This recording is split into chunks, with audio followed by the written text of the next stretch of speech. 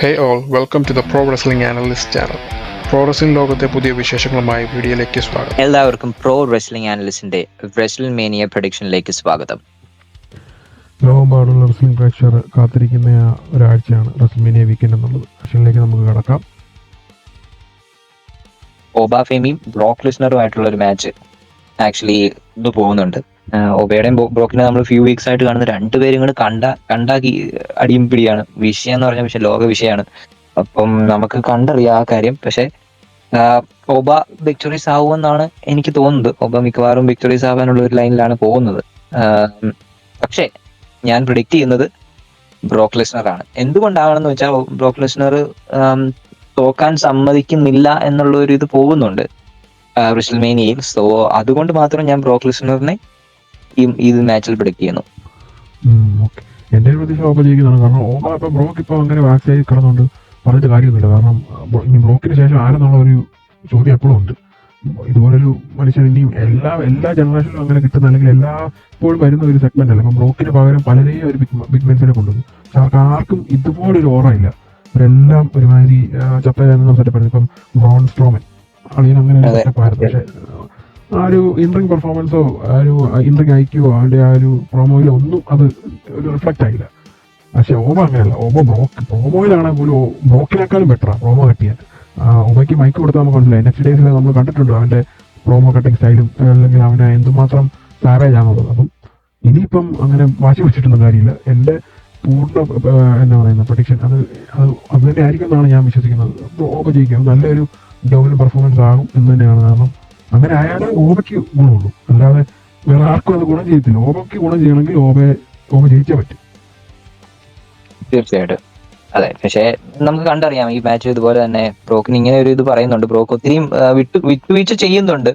അപ്പൊ അതിന്റെ ഇതിൽ ബ്രോക്ക് അങ്ങനെ ഒന്നും ചെയ്യേണ്ട ആവശ്യമില്ല. അപ്പൊ ഓർക്കണം. അപ്പം അങ്ങനെയാണെങ്കിൽ ബ്രോക്ക് അവസാനം ഇത്ര ഇടി ഉണ്ടതിന്റെ കാര്യം ബ്രോക്ക് ചിലപ്പോൾ വിക്ടോറിയസ് ആവാൻ വേണ്ടിയായിരിക്കും ബ്രോക്കിന്റെ കോൺട്രാക്ട്. അപ്പം ഞാൻ അങ്ങനെ എക്സ്പെക്ട് ചെയ്യുന്നു.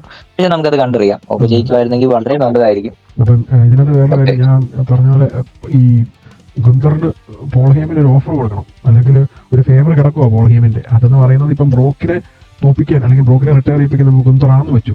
അങ്ങനെയാണ് ആ പ്ലാൻ പോകുന്നതെങ്കിൽ ബ്രോക്ക് ഇവിടെ തോറ്റല്ലാതെ നല്ലതാണ്. കാരണം ഓക്കെ ബ്രോക്ക് തീർന്നു, ഇനിയിപ്പം ബ്രോക്കിനെ കൊണ്ട് ഈ നടക്കത്തില്ല എന്നുള്ളൊരു സ്റ്റോറിയിലോട്ട് അത് പോകും. ഇപ്പൊ ഏത് റെസ്ലറാണെങ്കിലും അവന്റെ അവസാനം എന്ന് പറയുന്നത് സ്റ്റോറി അങ്ങനെയാണല്ലോ. എല്ലാവരും തോക്കും. ഇപ്പൊ ജോൺസീനെ ആണെങ്കിലും തോറ്റു, ബറ്റിസ്റ്റ തോറ്റു, അങ്ങനെ എല്ലാവരും ലെജൻസ് എല്ലാം തോറ്റാണ് അല്ലേ.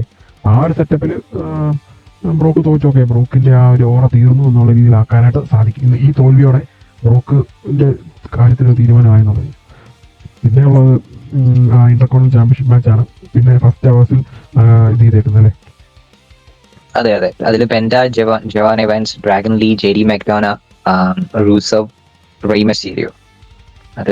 അതൊരു കട്ട മാച്ച് ആയിരിക്കും. അത് ഫസ്റ്റ് അവർ മാച്ച് എന്ന് പറഞ്ഞാൽ പോലും മീൻസ് നമുക്കൊരു ഒബ്വിയസ്ലി ഒരു ലാഡർ മാച്ച് ഫസ്റ്റ് അവർ ആയിരിക്കും. പക്ഷെ അത് അടിപൊളിയായിരിക്കും. അത് എത്രയെന്ന് പറഞ്ഞാലും റെയ് മിസ്റ്റീരിയോ ഫൈനലി ആഡ് ചെയ്തതാണെങ്കിൽ പോലും സംഗതി അടിപൊളിയായിരിക്കും. അതില് ഈ ലാഡർ മാച്ചിനകത്ത് റൂസോ എങ്ങനെ വന്നു എന്നറിയില്ല. പക്ഷെ സ്റ്റിൽ റൂസോ ആണെങ്കിലും റൂസോന്റെ സ്റ്റൈൽ അതല്ല അല്ലേ. ബട്ട് ജവാൻ അവൻസിന്റെയും ഒക്കെ പെർഫോമൻസ് വളരെ ഇതായിരിക്കും. നമ്മൾ ഹൈലി ആന്റിസിപ്പേറ്റ് ചെയ്യുന്ന ഒരു സംഗതിയാണ് ജവാൻ അവൻസ്. അതിനകത്ത് എത്രത്തോളം ഇതായിരിക്കും. പക്ഷെ ഒത്തിരി ജവാൻ അവൻസിന് സപ്പോർട്ട് ഉണ്ട്. ഈവൻ പെൻഡയും എനിക്ക് തോന്നുന്നു മോസ്റ്റ് ലൈക്ലി പെൻഡയിൽ ചാമ്പ്യൻഷിപ്പ് പോവാൻ വകുപ്പുണ്ട്. ഞാൻ പ്രെഡിക്റ്റ് ചെയ്യുന്നത് JD മെക്ഡോണയാണ്. JD മെക്ഡോണ ഇപ്പം ടാഗ് ടീമിൽ നിന്ന് മാറി ഇപ്പം വന്നിരിക്കുകയാണ്. അപ്പം ഞാൻ റിയലി ഹോപ്പ് ചെയ്യുന്നത് അതുപോലെ തന്നെയാണ്. JD മെക്ഡോണ ആയിരിക്കണം അടുത്ത ഇന്റർകോണ്ടിനൽ ചാമ്പ്യൻ എന്നാണ് എന്റെയും പ്രൊഡിക്ഷൻ തന്നെയാണ്. എന്റെ ഒരു വൈൽഡ് കാർഡ് പ്രൊഡിക്ഷൻ എന്നുള്ള രീതിയിലാണ് ഞാനിതിനെ കാണുന്നത്. നമുക്ക് എല്ലാവരുടെയും മുന്നിൽ കാണും. എല്ലാവർക്കും ജവാൻ എവൻസ് ആണ്. Is the future, high flyer ആണ്. ലാഡർ മാച്ചിന് അവനെ ഒത്തിരി ഹെൽപ്പ് ഔട്ട് ചെയ്യുന്ന ഒരു സെറ്റപ്പ് എന്നുള്ള രീതിയിൽ നമുക്ക് കാണാൻ സാധിക്കും. പക്ഷേ ഇതൊരു വൈൽഡ് കാർഡ് പ്രൊഡിക്ഷൻ ആണ്. JD മെക്ഡോണയുടെ വർക്കെത്തിക്ക് എല്ലാവർക്കും ഭയങ്കര താല്പര്യം. അവന്റെ ആ ഇഞ്ചുറി പറ്റി അവൻ ആ മാച്ച് തീർത്തു. അതൊക്കെ അവന് കൊടുക്കാൻ പറ്റുന്ന വലിയൊരു ഇതാണ്. അവനെ റിവൈഡ് ചെയ്യാൻ പറ്റുന്ന വലിയൊരു കാര്യമാണ്. റെസ്ൽമേനിയ അവനൊരു മൂവ്മെന്റ് ഇതൊക്കെ ചാമ്പ്യൻഷിപ്പ് എടുക്കാൻ പറ്റുന്നത്. ഞാൻ അങ്ങനെ അതുകൊണ്ട് തന്നെ ഒരു വൈൽഡ് കാർഡ് പ്രൊഡിക്ഷൻ ആയിട്ടാണ് ഇത് കണ്ടേക്കുന്നത്. അതെ അതെ. അത് ജവാന് ആക്ച്വലി ഇനിയും ജയിക്കാം. മീൻസ് എന്താണെങ്കിലും ഒബിയസ്ലി ഫുള്ളി ഷൈൻ ചെയ്യും. പിന്നെ ചാമ്പ്യൻഷിപ്പിന്റെ ആവശ്യം ചിലർക്ക് ചാമ്പ്യൻഷിപ്പിന്റെ ആവശ്യമില്ല. മീൻസ് ജവാൻ ഇപ്പോഴും യങ് ആണ്. ജവാന് എന്താണെങ്കിലും എടുക്കാൻ പറ്റും. അതൊരു അവന്റെ മുന്നിൽ ഇത് കിടക്കുന്നുണ്ട്. ജെഡിക്ക് പ്രാവശ്യം കൊടുക്കുവാണെങ്കിലാണ് ഏറ്റവും നല്ലത് എന്നാണ് എന്റെ ഒരു പേഴ്സൺ. ബാക്കിയുള്ളവരെല്ലാരും ഇപ്പം തന്നെ ഇപ്പൊ ഡ്രാഗൺ ലീഡർ നമുക്കറിയില്ല, പക്ഷെ ബാക്കി ജെഡിക്ക് ആയിരിക്കും എന്നാണ് ഞാൻ പ്രെഡിക്ട് ചെയ്യുന്നത്. അപ്പൊ നമുക്ക് നെക്സ്റ്റ് ഇതെന്ന് പറയുന്നത് നമുക്ക് അടുത്ത മാച്ചില് ഇതുമായിട്ട് ഇപ്പൊ ജെഡിയുടെ കാര്യം പറഞ്ഞപ്പോഴത്തേനാണ് നമുക്ക് ബാക്കി ഡീമൻ ഫിൻ ബാലറിന്റെ റിട്ടേൺ ആണ് വേഴ്സസ് ഡൊമിനിക് മിസ്റ്റീരിയോ. അപ്പൊ അത് അവർ ഓൾറെഡി ഡീമനെ അനൗൺസ് ചെയ്തിരിക്കുന്നു. അത് സർപ്രൈസ് ഒന്നുമല്ല, ായിട്ടാണ് റിട്ടേൺ ഫിൻ ബാലറിന്റേത് എന്ന് അനൗൺസ് ചെയ്തിരിക്കുന്നു. അതെ അതെ, അത് സർപ്രൈസ് ആക്കിയിരുന്നെങ്കിൽ നൈസായിരുന്നു. പക്ഷെ എന്നാലും കുഴപ്പമില്ല. Okay, demon is coming back. അപ്പം എന്റെ പ്രഡിക്ഷൻ ഡീമൻ ജയിക്കുമെന്നാണ്. കാരണം ഡീമൻ അങ്ങനെ തോറ്റ ഒത്തിരി മാച്ചസ് ഇല്ല ഡീമനെ. നെക്സ്റ്റ് അറിയാം, demon was one of the most protected character ആ സമയത്ത്. അപ്പം അത് വെച്ച് നോക്കുമ്പോൾ ഡീമൻ ജയിച്ചേ പറ്റും. ഡീമൻ ജയിക്കണം. ഡീമൻ ആകെ തോറ്റത് എഡ്ജിന്റെ മുന്നിൽ മാത്രമേ ഉള്ളൂ ആക്ച്വലി, അല്ലേ? അതെ, ഡീമൻ എൻഎക്സ്ടിയില് സമവാജുമായിട്ടും പിന്നെ റോബനുമായിട്ടും തോറ്റിട്ടുണ്ട്. റോബന്റെ ആ മറ്റേ ഊള മാച്ച് ഓർമ്മയുണ്ടായിരുന്നു. റിങ്ങിന്റെ വെളിയിൽ താഴെ പോയി ഡീമൻ റിങ് ഓടിക്കുന്ന റിങ്ങിന്റെ പൊട്ട് കണ്ടൊക്കെ അതേ ഉള്ളൂ. അത് പ്രൊട്ടക്റ്റഡ് ആണ്. ആ തോൽവിയാണ് ശരിക്കും പറഞ്ഞു കഴിഞ്ഞാൽ ഡീമൻ ഇനിയിപ്പോ ഡീമൻ കൊണ്ടുവരുന്ന എങ്ങനെയായിരിക്കും എന്നുള്ള പലരെയും ചിന്തിപ്പിച്ചു. പക്ഷെ എന്നാലും പിൻബാളറാണ് ആള്. പിൻബാളർ അത് വർക്ക്ഔട്ട് ചെയ്യാനായിട്ട് സാധിക്കും. പിൻബാളറിന്റെ ഒരു പെർഫോമൻസ് നമുക്ക് എല്ലാവർക്കും അറിയാവുന്നതാണ്. അതെ അതെ അതെ, ഒബിയസ്ലി ഡീമനെ പ്രൊട്ടക്ട് ചെയ്യേണ്ടതാണ്. ഡീമൻ ഷുഡ് ബി പ്രൊട്ടക്റ്റഡ്, അല്ലേ? പിന്നെ നമുക്ക് യുണൈറ്റഡ് സ്റ്റേറ്റ്സ് ചാമ്പ്യൻഷിപ്പിന്റെ മാച്ച് ഉണ്ട്, സാമി സെയിനും ട്രിക് വില്യംസും. അതില് എന്താണ് നടക്കുന്നത് എന്നുള്ളൊരു ഇതുണ്ട്. ഇപ്പൊ സ്റ്റിൽ എന്റെ മൈൻഡ് ഇപ്പോഴും നമ്മുടെ മെലോയിലാണ്, പക്ഷെ പറഞ്ഞിട്ട് കാര്യമില്ല. എനിവേ, സാമി സെയിൻ ട്രിക് വില്യംസിൽ ട്രിക്കിനായിരിക്കും, എനിക്ക് തോന്നുന്നു ട്രിക്ക് ആയിരിക്കും വിക്ടറീസ് ആവുക. കാരണം ട്രിക്കിന്റെ എടുക്കാനുള്ള ഇതായിരിക്കും. ട്രിക്കിനെ അങ്ങനെ 3 വരെ പുഷ് ചെയ്തുകൊണ്ടിരിക്കുകയാണ്. അപ്പം എനിക്ക് തോന്നുന്നു മിക്കവാറും മോസ്റ്റ് ലൈക്ലി ട്രിക്കിലാണ് ഞാൻ എന്റെ ഇത് പറയുന്നത്. അത് നല്ലതാണ്. എന്റെ ഒരു പ്രഡിക്ഷൻ എന്ന് പറഞ്ഞു കഴിഞ്ഞാൽ ഇത് സാമി ജയിക്കും. ഇതൊരു ഡബിൾ ടേൺ ആയിരിക്കും എന്നാണ്. ഇപ്പൊ ട്രിക്ക് ചെറിയൊരു എന്നാ പറയുന്നത് ഒരു ഹീൽ ടുവേർഡ്സ് ദ ഹീലിഷ് സൈഡ് ആണ് ട്രിക്കിന്റെ ഒരു ക്യാരക്ടർ.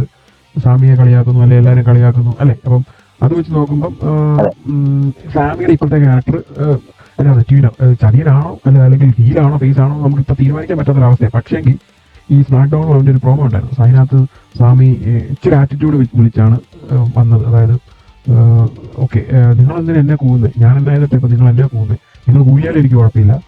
എന്നെ സപ്പോർട്ട് ചെയ്യുന്ന കുറേ പേരുണ്ട്. സാമിയുടെ എന്താ പറയുക OG സപ്പോർട്ടേഴ്സ് ഉണ്ട്. അവർ മതി, എനിക്ക് വേറെ ആരും വേണ്ട എന്നുള്ള രീതിയിൽ ചെറിയൊരു ഹീൽ സൈഡിലോട്ട് അത് പോകുന്നത്. അപ്പം ഞാൻ പ്രെഡിക്റ്റ് ചെയ്യുന്നതെന്ന് പറഞ്ഞു കഴിഞ്ഞാൽ സാമിയുടെ ഒരു ഹീൽ ടേഡും ആവും, അത് ട്രിക്കിന് ഒരു ഫേസ് ടേഡും ആവും. അപ്പം അങ്ങനെ ഒരു ഇതിലോട്ട്, അപ്പോൾ അത് ഫേസ് ടേൺ ആയി കഴിഞ്ഞാൽ പ്രോപ്പർ ഫേസ് ആയി. പിന്നെ ഈ ട്രിക്കിന്റെ ഇപ്പോഴത്തെ എന്താ പറയുക, അവനെ ഷോക്കേസ് കാണുമ്പോൾ അറിയാലോ, അതൊരു ചെറിയൊരു ഫേസിന്റെ ഒരു ഷോക്കേസിങ് ആണ്. അവന്റെ എൻട്രൻസ് ആണെങ്കിലും അല്ല. അപ്പം അവനെ ചാൻഡ് ചെയ്യുന്നു, മുമ്പ് അറ്റക്കുന്ന എല്ലാവരും ചാൻഡ് ചെയ്യുന്നു. അപ്പോൾ ഒരു ഫേസിലോട്ട് കൊണ്ടുപോകുന്ന എപ്പോഴും നല്ലത്. അതുകൊണ്ട് ഞാൻ പ്രതീക്ഷിക്കുന്നതും ഞാൻ പ്രെഡിക്റ്റ് ചെയ്യുന്നതും സാമി വിജയം ചെയ്യും. സാമി എങ്ങനെയും എന്ത് കൊടുത്തിട്ടാണ് ജയിക്കും എന്നുള്ള രീതിയിലാണ്. ആ ഒരു ചതിയൻ സാമിയെ വീണ്ടും നമുക്ക് കാണാൻ സാധിക്കും എന്നാണ് ഞാൻ പ്രതീക്ഷിക്കുന്നത്. അതെ, നമുക്ക് കണ്ടറിയാം ആ മാച്ചും. പിന്നെ അടുത്തതെന്ന് പറഞ്ഞാൽ ജെയ്ഡ് കാർഗിലും റിയ റിപ്ലിയും. അതൊരു ഒബ്വിയസ് വിക്ടറി റിയ റിപ്ലിക്ക് ഞാൻ കൊടുക്കുന്നു. വേറെ ഒന്നുമില്ല പറയാൻ.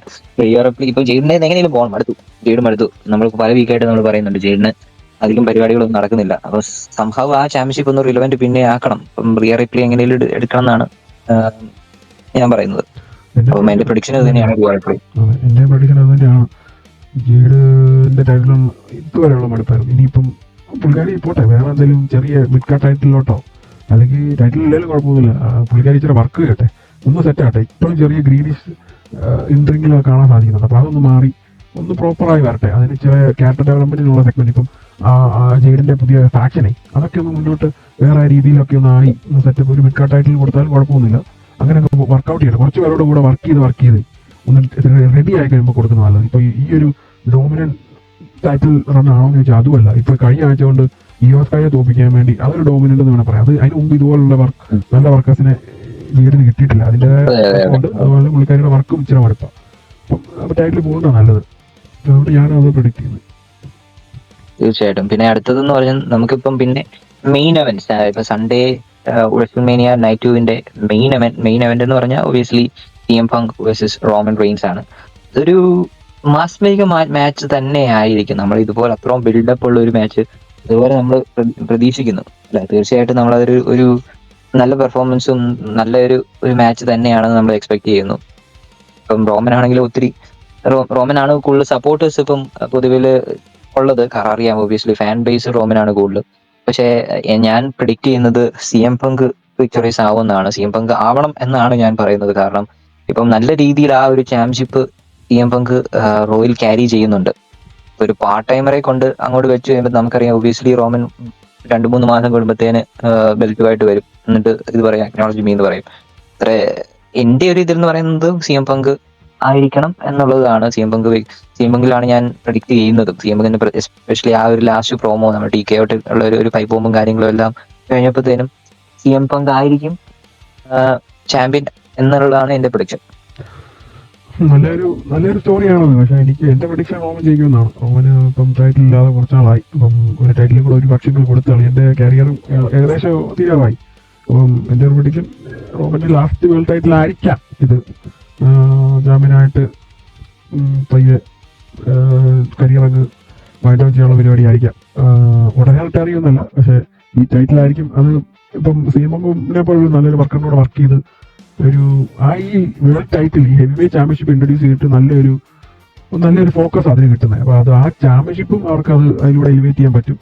അതിന്റെ കൂടെ റോമന് എന്താ പറയുന്നത്, കുറച്ച് നാൾ കൂടി ഒന്നുകൂടെ. കാരണം റോമന്റെ നമുക്കറിയാം ഇച്ചിരി പരിമിതമാണ് മൈക്ക് സ്കില്ലൊക്കെ. അപ്പം CM Punkനെ പോലുള്ള കൂടെ വർക്ക് ചെയ്ത് ഒരു റോമന്റെ ആ ഒരു ഓവർ സെറ്റപ്പ് ഒന്നുകൂടെ റീവർക്ക് ചെയ്തെടുക്കാനായിട്ട് ഒരു ലാസ്റ്റ് റണ്ണെന്നുള്ള രീതിയിൽ അതിനെ വർക്കൗട്ട് ചെയ്തെടുക്കുമെന്നാണ് എന്റെ പ്രഡിക്ഷൻ.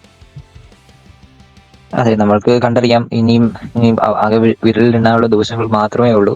ഇതൊക്കെയാണ് നമ്മൾ പ്രോ റെസ്ലിംഗ് അനലിസ്റ്റ് മലയാളത്തിന്റെ പ്രഡിക്ഷൻസ്. ഇനി നിങ്ങളുടെ പ്രഡിക്ഷൻസും എല്ലാം കമന്റ് ചെയ്യുക. വരുന്ന വീക്കുകളിൽ കൂടുതൽ വീഡിയോസും റെസ്ലിംഗ് മാച്ചിന്റെ റിസൾട്ട്സും ഒക്കെയായി നമ്മൾ വരുന്നതായിരിക്കും. റെസ്ൽമേനിയയുടെ മാച്ചിന്റെ നമുക്ക് സ്ട്രീം ചെയ്യണമെന്നൊക്കെ ആഗ്രഹമുണ്ട്. അപ്പം എല്ലാവരുടെയും സപ്പോർട്ട് നമ്മൾ പ്രതീക്ഷിക്കുന്നു. അപ്പോൾ അടുത്ത ആഴ്ചത്തെ റെസ്ലിംഗ് ഇവന്റ്സും അനാലിസിസുമായി വീണ്ടും കാണാം. Thanks for watching the Pro Wrestling Analyst.